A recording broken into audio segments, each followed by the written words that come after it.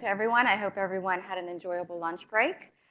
Today, I am here to discuss with you the product title and initial U.S. approval and the highlights of prescribing information draft guidance. And because that's quite a mouthful, I'll simply refer to the guidance as the product title guidance throughout my presentation. This is the typical disclaimer slide. I would like to note I will be referring to a few approved marketed products later in my presentation, and these are used for illustrative purposes only, do not constitute endorsement by the FDA. So the learning objectives for my presentation today are for you to understand the purpose and importance of accurate, clear, and consistent product titles, the format and content recommendations for the product title, nomenclature resources available in the product title guidance, and also the purpose of and principles to follow for determining the year of initial U.S. approval. Okay, so to get started, the product title guidance published in draft in January of 2018, and this is a guidance that's devoted to 2 lines of text and highlights. And you may wonder why. There's an entire guidance, and it's a rather lengthy guidance devoted to 2 lines of text. I hope, as I said in my learning objectives, that as I proceed through the presentation, you'll gain an understanding, if you don't already have one, for the importance of these 2 lines of text, for the importance of these 2 lines of text to have accurate and clear and consistent information, and also, very importantly, to gain an appreciation for the resources that are available in the product title guidance.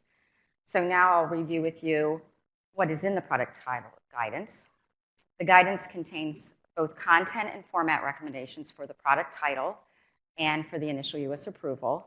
And I would like to note that the recommendations in the product title guidance regarding to the presentation of the elements of the product title pertain to the product title and highlights only, do not pertain to other pieces of labeling. And I'll discuss that in more detail later in my presentation.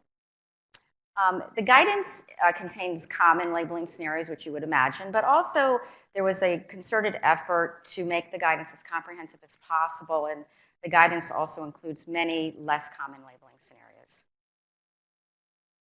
The guidance contains appendices with dosage form and route of administration terminology. So this terminology is for use in the product title and highlights, but also this terminology is for use on other pieces of labeling. And lastly, I'd like to note that the guidance contains multiple examples illustrating the recommendations. It's a very dense guidance. It's packed full of lots of information, and it's very user-friendly, though. For each set of recommendations, there's at least 1 or 2 examples illustrating those recommendations. Okay, so now moving on to the product title portion of the guidance. And before I begin with some specifics regarding the recommendations in the guidance regarding the product title, I'm going to start with just a few high-level key points. The first being, what exactly am I referring to for those who may not be familiar with this line of text? So it's highlighted in yellow on this slide. You can see it's almost at the top of highlights. It's just beneath the highlights limitation statement. So what is the product title composed of? It is required by regulation to include 4 components. The first being drug names. So if the product has a proprietary name, the proprietary name must be included. The non-proprietary name must be included. For drug products, that would be the established name, and for biological products, that would be the proper name. The dosage form must be included. Important to note that the dosage form is actually part of the established name of the drug product. Route of administration must be included. And lastly, if applicable, the controlled substance symbol. Okay, so now that we know where the product title is located and what the product title is composed of, what is the purpose of the product title? So maybe to state the obvious, the product title identifies the drug or biological product that is the subject of the prescribing information. And this is very important. We want prescribers to be able to easily identify that set of information at the top of highlights to confirm they're looking at the correct PI. And we also want the prescriber to be able to easily identify those 4 required high-level critical pieces of information. What we do not want is the product title to be cluttered with additional extraneous information that makes readability of the 4 required elements difficult. And later on in my presentation, I will discuss in a little bit more detail about the source of information that should not be included in the product title. Lastly, I'd like to discuss, regarding some high-level points about the product title, I'd like to discuss the implications of the product title on other sections of the prescribing information and on other pieces of labeling. So when you develop your nomenclature for use in the product title, it's nomenclature that's not just going to be used in the product title. That nomenclature is also used throughout the rest of the prescribing information and also on other pieces of labeling, such as your carton and container labeling. And it's important that there is consistency in the use of the nomenclature between the product title, other parts of the PI, and other pieces of labeling. So for example, the dosage form in the product title should match the dosage form and the dosage under the dosage forms and strengths heading and highlights, and should similarly match the dosage form in section 3, dosage forms and strengths section of the full prescribing information. And we do occasionally see some inconsistencies between the product title and other sections of the prescribing information. And additionally, we do occasionally see inconsistencies between the nomenclature and the product title and on other pieces of labeling, such as carton and container labeling. And later this afternoon, Eric Brodsky will be giving a presentation on the importance of consistency in information between the prescribing information and carton and container labeling. And lastly, I'd like to note, I just said there should be consistency in the nomenclature. However, there are some appropriate differences between the product title and carton and container labeling. These differences are mostly in regard to how the information is presented, such as the formatting of the proprietary name may differ. The number of lines that the information is presented on may differ. And the product title guidance does include a section that is devoted to discussing appropriate differences between the product title and highlights and carton and container labeling. So now moving on to some of the specific recommendations in the guidance, and starting with sources of terminology for those 4 required components of the product title. So the first would be the proprietary name, and this is an easy one. The proprietary name is the source of the proprietary name is the applicant, proposed by the applicant. So the next would be the non-proprietary name. So for a drug product, the non-proprietary name is its established name. So if there is a USP drug product monograph title or a USP monograph for the drug product, this would serve as a source of the established name in the product title. If there is no USP monograph for the drug product, then the regulations addressing established names and USP nomenclature guidelines should be used for guidance in developing established names. Now, it's important to note that for products without a USP monograph, that it is very critical to follow the appropriate regulations, the appropriate USP nomenclature guidelines when developing the name, because if and when a USP monograph is published, the established name on the labeling needs to match the USP monograph name. And if the established name on the labeling does not match the USP monograph name, then the labeling would need to be updated. And I'd also like to note that following my presentation, Jabril Abdus-Samad will be giving a presentation that will discuss in more detail the development of established names. So for biological products, the proper name of the biological product is required to be in the product title. And the source, well, let me first note that the proper name is the name designated on the license of the biological product. And for more information regarding developing proper names, I'd like to refer you to the 2 guidances that are linked in footnote 2 on the slide. These are 2 guidances which discuss non-proprietary naming of biological products. So now moving on to dosage form. So what is the source of your dosage form terminology? Again, for drug products, If there is a USP monograph, then the USP monograph will serve as the source of the dosage form terminology for your drug product. If there is no USP monograph, then applicants should refer to the USP, and applicants can also refer to the dosage form appendix, which is in the product title guidance.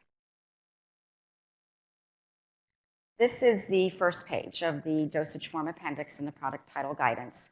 And this first page is important to read prior to using the appendix because it explains how to use the appendix. And I'd like to draw your attention to the bulleted items on the slide. The first that reads a bolded and underlined term means both the FDA and the USP recommend use of the term. So now to illustrate that, I'll refer you now to the first page of the listing of dosage form terms. And the first term at the top of the page is aerosol, and that is considered the basic dosage form term. And you can see it's indicated by the blue arrow. And you'll note that the dosage form term is both bolded and underlined, so has indicated on the first page of the appendix. That means it's a FDA and USP recommended term. Now I'd like to draw your attention to the list of examples that are beneath the basic dosage form term aerosol. So the listing there illustrates how the basic dosage form term is used in this case with routes of administration. Other basic dosage form terms may be used with other modifiers. And this is the list where you should choose your dosage form terminology. It's the indented list beneath the basic dosage form term. Now I'd like to draw your attention to the two dosage forms that are next to the red X.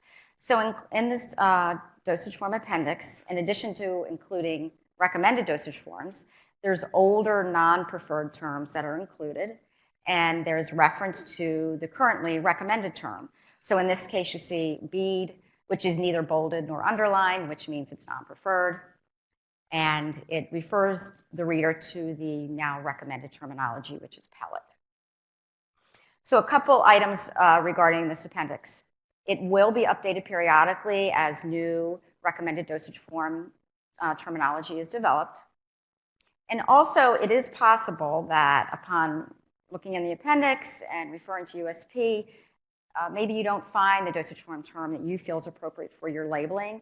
And if that is the case, we encourage you to reach out to the FDA Review Division to discuss your proposed dosage form terminology. So the next required component is the route of administration. So what is the source of the route of administration terminology? So if the route of administration does not precede the dosage form, so some dosage forms include a route of administration, some don't. The aerosol dosage forms we just looked at did include a route, but there's others that don't, such as tablets and injection.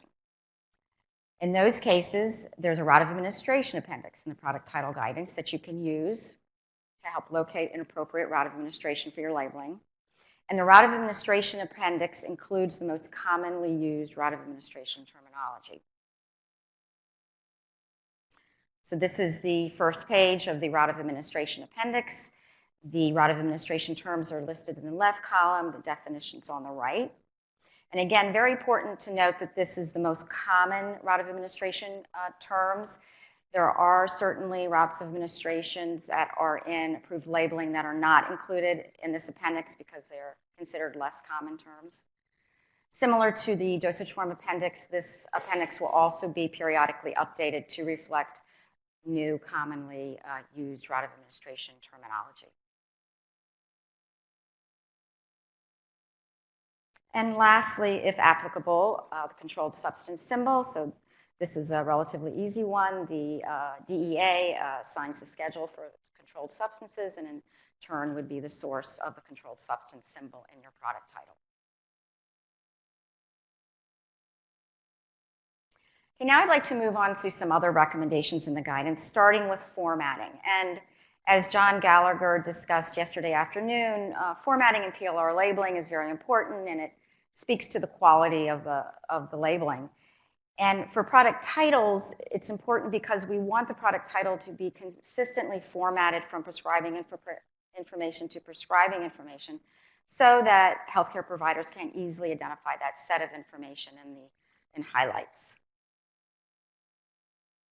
So the product title must be bolded. That's a regulatory requirement. The proprietary name should be in uppercase letters with the remaining portion of the product title in lowercase letters. And this is to draw prominence to the proprietary name. So when the healthcare provider takes a look at the product title, they can easily identify the proprietary name. The product title should be presented on a single line of text. This is to conserve space and highlights. If it's a particularly long product title, it can wrap around to a second line of text if needed. And the example here, the fictitious example beneath the 3 bulleted items, illustrates those 3 recommendations. It's a bolded, everything is bolded, the proprietary name is in all uppercase letters with remaining portion in all lowercase letters, and it's presented on a single line of text. And this is an example of a product title that we would like to avoid. The product title is presented on 2 separate lines of text, and you can see there's mixed case lettering used for the dosage form and the route of administration. This format recommendation is pertaining to products that do not have a proprietary name.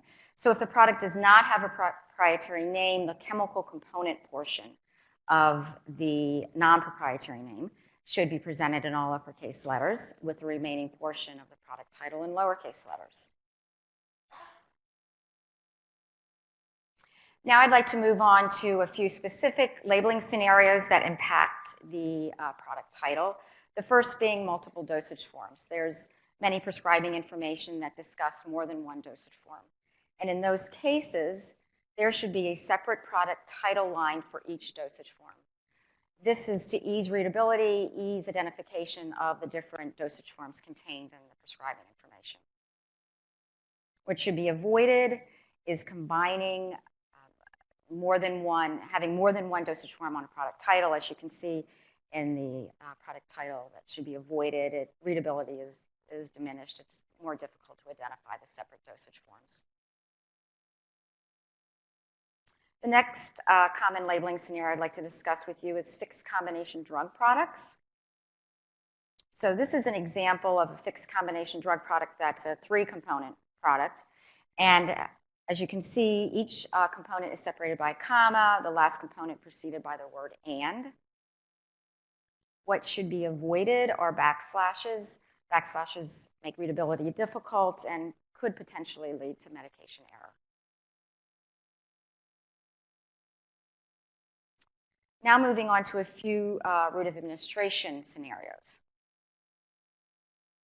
So if the route of administration does not precede the dosage form, so as I mentioned a few moments ago, there are some dosage forms that are not preceded by a route of administration. One of the very common ones is injection. The route of administration needs added on to the end of the product title in order to fulfill the regulatory requirement to include the route in the product title. So the presentation of this information should be as for insert the route use and preceded by a comma. And you can see in the example is actually illustrating a product that is recommended for 2 different routes of administration. And you see the 2 routes are, or it separates the 2 routes. So if the route of administration does precede the dosage form, so here's an example of another dosage form term that does include a route, the topical solution. There is no need to tack on the route to the end of this product title because the route is already included.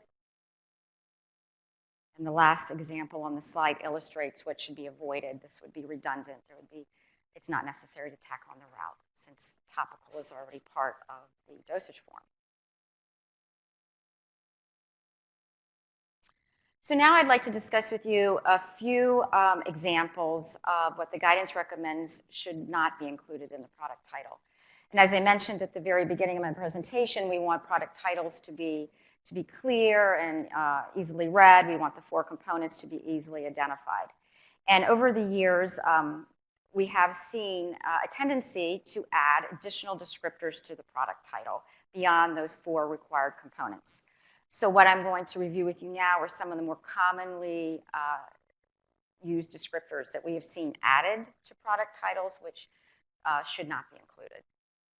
The first, additional dosage form descriptors, so such as film coated for tablets or a powder for a product requiring reconstitution. Methods of IV administration, so infusion or bolus. Only statements, so for topical use only. And abbreviations. Now, it's important to note that some of this information is required information, is very important information. So, for example, the administration instructions, the intravenous administration information, or the only statements.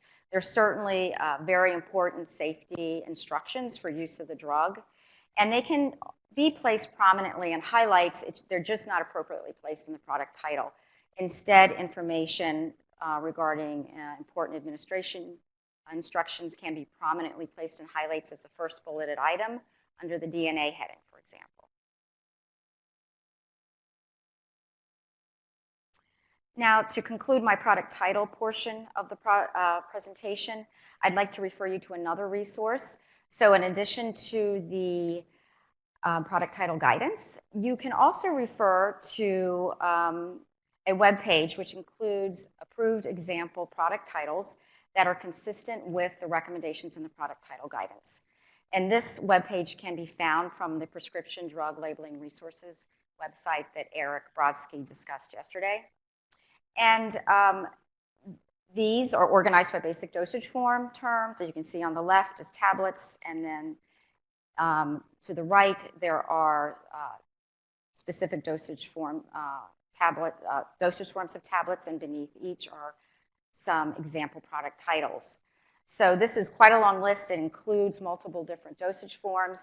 It includes product titles from across O&D prescription drug review divisions. So when you develop your product titles using the resources and the guidance, you can also refer to this webpage to confirm you're on the right track with your proposed product title. And also, this is a very good illustration of actually the tremendous progress we have made in improving the quality of product titles, and we thank applicants for all their hard work also in improving the quality of product titles and prescribing information. Okay, now I'd like to move on to the initial U.S. approval portion of the guidance. And again, to orient everyone to exactly what I'm referring to, the initial U.S. approval is the text highlighted in yellow on this slide, and it is immediately beneath the product title and highlights. So what is the initial U.S. approval? The initial U.S. approval is required by regulation, and it is the 4-digit year in which the FDA initially approved an NME, new biological product, or new combination of active ingredients. And as I just showed you in the previous slide, the year of initial approval must be displayed on the line immediately beneath the product title, and also it must be in bold type. So what is the purpose of the initial U.S. approval? So for new products, the purpose is to hopefully assist with increasing prescriber vigilance and reporting of suspected adverse reactions. And conversely, for older products, it will inform the prescriber that a drug's been marketed for a period of time, and it may provide some assurance regarding the known safety profile of the drug. And similar to the product title, there has been some variability in the presentation of initial U.S. approvals from prescribing information to prescribing information. It was inappropriately inconsistent variability. And it was found that it was difficult just to rely on the regulation and then to apply that to any number of variety of labeling scenarios that were encountered. So the recommendations were included in the guidance, and for this particular, for initial use approval, I'd like to note, I'm going to review with you just a couple of the very basic high-level recommendations, but the guidance includes many other less common labeling scenarios and provides recommendations on how to determine the initial U.S. approval in those scenarios also. So I'd like to start with single active moieties. So the year of initial U.S. approval for a single active moiety should be the year in which the active moiety was first approved, and this is regardless of salt form, dosage form, route of administration, or indication. Another very common labeling scenario would be for fixed combination drug products, and it is the novelty of the combination which is the determining factor, which means if it is the first time, let's say it's a two-component fixed combination drug product, it's the first time those two products have been approved as a fixed combination drug product, then it would receive a new initial year of initial U.S. approval. And I am now going to show you a couple of examples of these two labeling scenarios using approved products. The first is Appendix, which is bupropion hydrobromide extended release tablets for oral use. The NDA for Appendix was approved in 2008. However, it was determined that the initial U.S. approval should be 1985. So why is that the case? So 1985 reflects the year that FDA first approved the active moiety bupropion. And what's important to note here is in 1985, that initial approval of bupropion was as bupropion hydrochloride tablets. And you'll see Appendix is bupropion hydrobromide extended release tablets.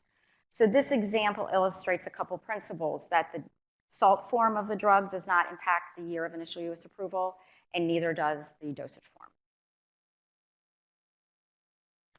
The next example I'd like to discuss with you is another example of an approved product, and this is a fixed combination drug product. This is Vytorin, and that's a combination of ezetimibe and simvastatin tablets for oral use.